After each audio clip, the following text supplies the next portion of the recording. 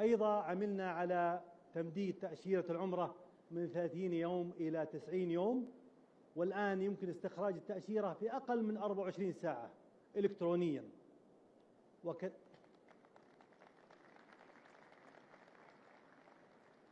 وكذلك الآن بتأشيرة العمرة يستطيع أي زائر المملكة أن يزور أي مدينة في المملكة بحرية كاملة.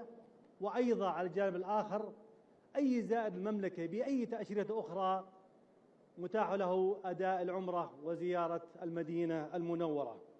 فنقول لضيوف الرحمن أهلا بكم جميعا في هذا البلد.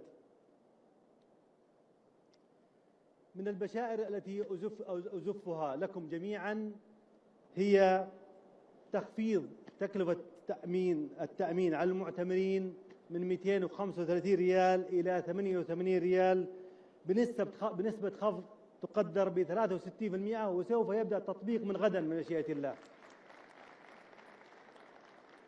وكذلك من باب التيسير لضيوف الرحمن الحجاج تم تخفيض تكلفة تأمين الحجاج من 109 ريال إلى 29 ريال بنسبة تصل إلى 73%.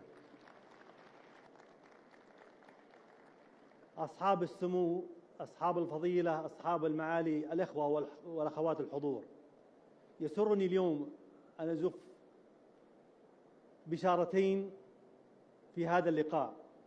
البشرى الأولى عودة أعداد الحجاج إلى ما كانت عليه قبل الجائحة وبدون أي قيود على العمر.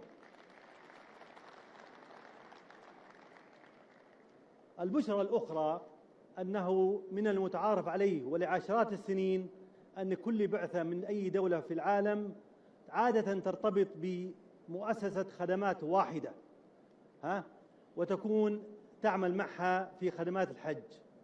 ولتعزيز التنافسية وتطوير الخدمات وتعزيز جودة الآن وابتداء من هذا العام أي بعثة حج، أي مكتب حج من أي مكان في العالم يستطيع التعاقد مع أي شركة مرخصة تحقق المتطلبات اللي يحتاجها حجاج هذه الدولة.